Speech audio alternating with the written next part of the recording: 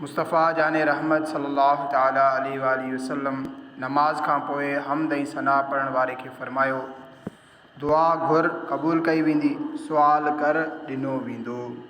सल्लू अलल हबीब सल्लल्लाहु ताला अला मुहम्मद सल्लल्लाहु ताला अलैहि वसल्लम।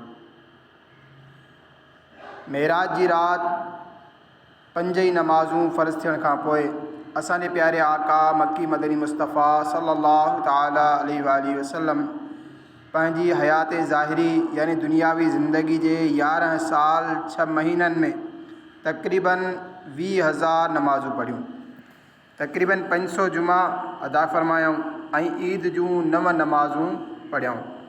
क़ुरान करीम में नमाज़ जो ज़िक्र केतिरनि ई हंधनि ते आयो आहे। आला हज़रत रहमतुल्लाह ताला अलैहि फ़रमाईंदा, 5 वक़्तनि जूं नमाज़ूं अल्लाह करीम जी उहा अज़ीम नेमत आहे जेका उन पंहिंजे अज़ीम करम सां ख़ासि असांखे अता कई, असां खां पहिरियां कंहिं उम्मत खे न मिली। नमाज़ कंहिं ते फ़र्ज़ु आहे। हर मुसलमान आकिल बालिग मर्द ऐं औरत ते रोज़ानो 5 वक़्त जी नमाज़ फ़र्ज़ु आहे। उन जी फ़र्ज़ियत यानी फ़र्ज़ु हुअण जो इनकार करणु कुफ़्र आहे। जेको ॼाणे वाणे हिकु नमाज़ छॾे उहो फ़ासिक़, वॾो गुनहगार ऐं अज़ाब नार यानी बाह जे अज़ाब जो हक़दार आहे। 7 करोड़ अफ़सोस, अॼु अक्सर मुसलमाननि खे नमाज़ जो बिल्कुलु फ़िक्र ई न आहे रहियो। असांजूं मस्जिदूं नमाज़िन खां ख़ाली नज़र अचनि थियूं। अल्लाह पाक नमाज़ फ़र्ज़ु करे असां ते यकीनन वॾो एहसान कयो आहे। असां रुगो थोरी कोशिशि करे नमाज़ पढ़ूं त अल्लाह करीम असांखे तमामु घणो अजर ऐं सवाब अता फ़रमाईंदो। सिपारे 18 सूरह मोमिनून जी आयत नंबर 9, 10 ऐं 11 में इरशाद रब्बानी आहे। तर्जुमो कंजुल ईमान, ऐं जेकी पंहिंजी नमाज़ुनि जी हिफ़ाज़त कंदा आहिनि उहे ई माण्हू वारिस आहिनि जेकी फ़िरदौस जा वारिस थींदा, से उन में हमेशह रहंदा। अल्लाह करीम क़ुरान करीम में जगह ब जगह नमाज़ बाबति ताक़ीद फ़रमायो आहे। सिपारे 16 सूरह तौहा जी आयत नंबर 14 में इरशाद खुदाबंदी आहे, वाक़िमिस्सलात लिज़्ज़िक्रा, ऐं मुंहिंजी यादि जे वास्ते नमाज़ क़ाइमु रख। ऐं अल्लाह करीम सिपारे 5 सूरह निसा आयत नंबर 103 में इरशाद फ़रमाए थो, इन्न सलात कानत अलल मुमिनीन किताबम मौक़ूता, बेशक नमाज़ मुसलमाननि ते वक़्तु मुक़ररु कयल फ़र्ज़ु आहे।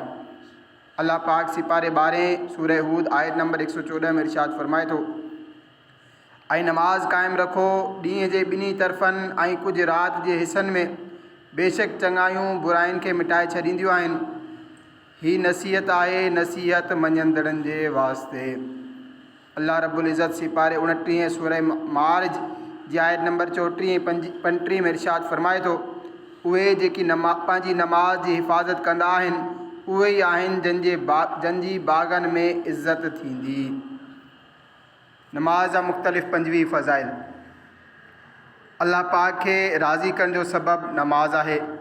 मक्की मदनी मुस्तफ़ा सल्लल्लाहु ताला अलैहि वसल्लम जे अखियुनि जी थधाण नमाज़ आहे। अंबिया इकराम जी सुन्नत नमाज़ आहे। नमाज़ अंधेरी क़बर जो ॾीओ आहे। नमाज़ अज़ाबे क़बर खां बचाईंदी आहे।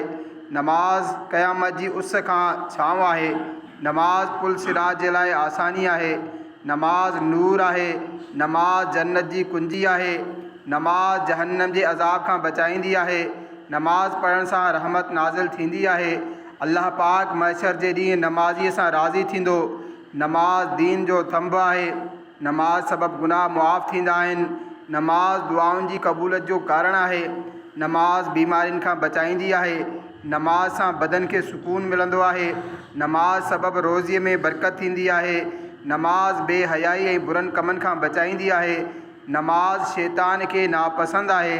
नमाज़ क़बर जी ऊंदाही में अकेलाइब जी साथी आहे। नमाज़ नेकियुनि जे पुड़नि खे वज़नी बणाईंदी आहे। नमाज़ खे वक़्त ते अदा करणु समूरनि अमलनि खां अफ़ज़ल आहे। नमाज़ मोमिन जी मेराज आहे। नमाज़ी जे लाइ सभ खां वॾी नेमत इहा आहे त उहो क़यामत जे ॾींहुं अल्लाह पाक जो दीदार कंदो। सल्लू अलल हबीब सल्लल्लाहु ताला अला मुहम्मद सल्लल्लाहु ताला अलैहि वसल्लम। हज़रत सैयदतुना राबिया बसरिया रहमतुल्लाह ताला अलैहा जे घर रात जे पहर में एक चोर दाख़िल थियो। घर जे हर पासे का तलाशी वरती पर सिवाय एक कमरे जे ॿियो कुछ भी हथ न आयो। जॾहिं वो शख़्स वञण लॻो त पाण रहमतुल्लाह ताला अलैहा फरमायो, जेकॾहिं तूं चोर आहीं त ख़ाली न वेंदे। उन चयो, मूंखे त का बि शइ न मिली।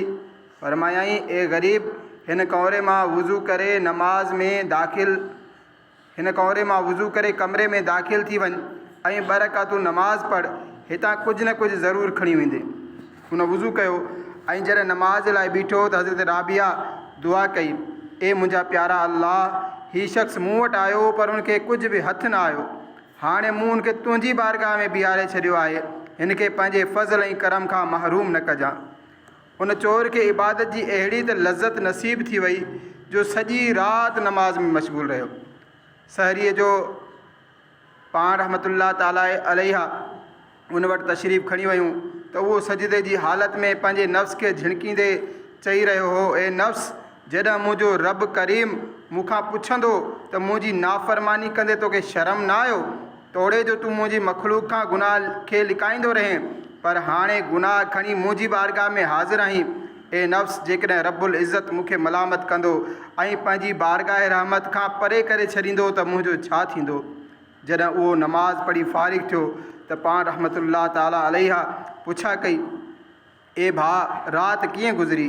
चयाईं, आजिज़ी ऐं इनकिसारी सां पंहिंजे रब करीम जी बारगाह में बीठो रहियुसि जो उन मुंहिंजी कैफ़ियत बदिले छॾी, मुंहिंजी तौबह क़बूल कई ऐं मुंहिंजा गुनाह बख़्शे छॾिया ऐं मूंखे मुंहिंजे मक़सद ताईं पहुचाए छॾियो। पोइ उहो शख़्स चेहरे ते हैरानी ऐं परेशानी जा आसार खयों हलियो वियो। हज़रत सैयदतुना राबिया बसरिया रहमतुल्लाह ताला अलैहा बारगाह इलाही में हथ खणी अर्ज़ु कयो, ए मुंहिंजा प्यारा प्यारा अल्लाह, उहो शख़्स तुंहिंजी बारगाह में घड़ी खनि बीठो त तो उनखे क़बूल करे वरितो ऐं मां केतिरे अरसे खां तुंहिंजी बारगाह में बीठल आहियां, छा तो मूंखे बि क़बूल फरमाए वरितो आहे?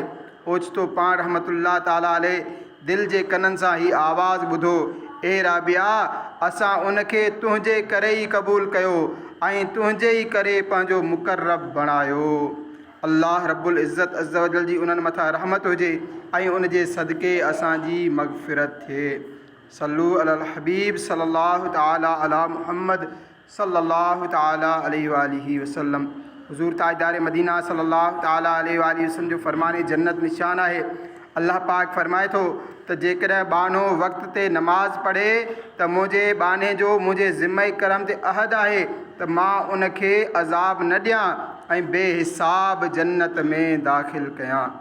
हज़रत सैयदना अबू दरदार रज़ी अल्लाह ताला अन्हु दोस्तनि खे चयो, जेकॾहिं तव्हां चाहियो त मां ज़रूरु कसम खणंदुसि। पोइ फ़रमायूं, अल्लाह जो कसम, जंहिंखां सवाइ को बि माबूद यानी इबादत जे लाइक़ु नाहे, बेशक अल्लाह पाक जी बारगाह में सभ खां वधीक अज़मत वारा माण्हू उहे आहिनि जेकी राति ॾींहुं सिज ऐं चंड जो ध्यानु रखंदा आहिनि। दोस्तनि अर्ज़ु कयो, ए अबू दरदा, छा हिन मां मौज़न मुराद आहिनि? फरमायाऊं, बल्कि जेको बि मुसलमान नमाज़ जे वक़्त जो ख़्यालु रखंदो आहे। अल्लाह तबारक व ताला असांखे 5 वक़्त बा जमात नमाज़ पढ़ण जी तौफ़ीक़